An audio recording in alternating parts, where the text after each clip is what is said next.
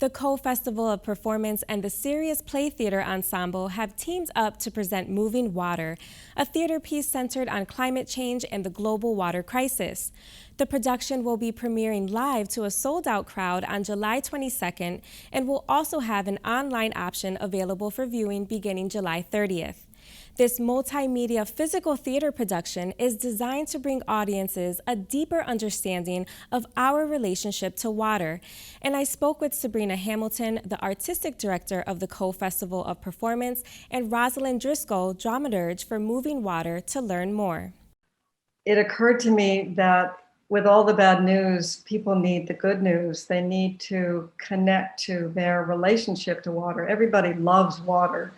And I think if you're reminded of what you love, you work to save it, to protect it, to conserve, and cherish it. So that was the original impulse. Rosalind, your fine art inspired the creation of Moving Water, and a lot of your work has focused on the inner experience and physicality of the body.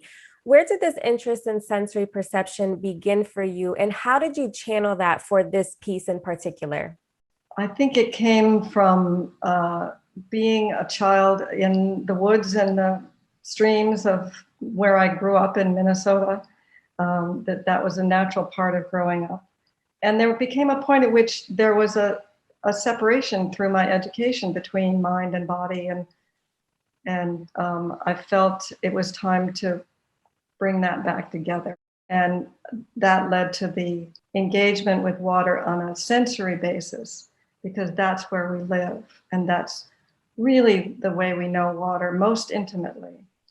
And so this production has all the dimensions, all the sensory dimensions, the sound and the light, and even there are moments when the sound vibrates the body so that it becomes a visceral experience of what's going on stage. Now, upon exiting the performance, attendees will be met with a hand-washing ritual that's designed to invoke the relationship that all beings have to water. What other ways throughout the performance will people be reminded of this relationship?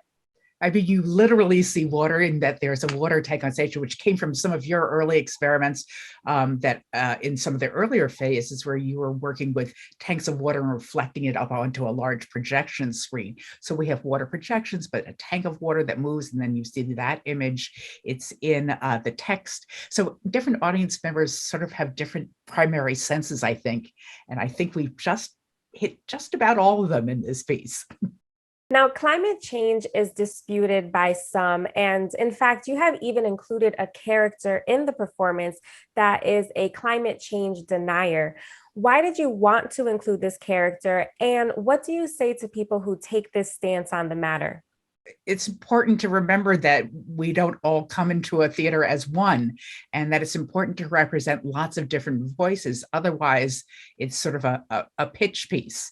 And instead, it needs to really bring all the voices to the table it can. And then we will also be having post-show discussions with members of the creative team, of course, but also some guest experts or people who've really had water central in their work for a long time. Recently, I witnessed firsthand the water crisis out west at Lake Mead, where the reservoir has reached its lowest point, according to the Washington Post. And it honestly really resonated with me just, witnessing that in person.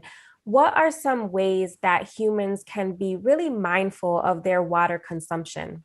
I think it's partly a matter of being aware of the implications of one's water use. So it's about balancing. It's about being responsible for your own family and your own, perhaps your own community. But then, each of us is part of a watershed that we can be responsible for. Each of us can learn where our water comes from and how to protect that. It's so much a part of the local legislative process right now, especially as we're looking at a lot of this massive solar installations. So many towns are having to rethink their solar bylaws because what's happening is that they're clear cutting. There's right across the road from me, they were proposing clear cutting 40 acres of land on a fairly steep grade right above a river that is a brown a trout hatchery. And the implications for this are just huge in terms of how that will affect it. So every single one of us is finding it in small or large ways is cropping up. How have you found theater to be an effective medium to create and present performances that bring awareness to these social issues? I think it's because it touches the heart and that it creates, I always like to think of it as like dropping a pebble in a pond and you have rings that spread out. And my metric is not how many or how much, it's how sticky can we make the experience? How long can those ripples reverberate? And I think reading an article can be terrific at that, but getting into somebody's, when you see the hairs on people's arms rise up during a performance, that image is going to stay.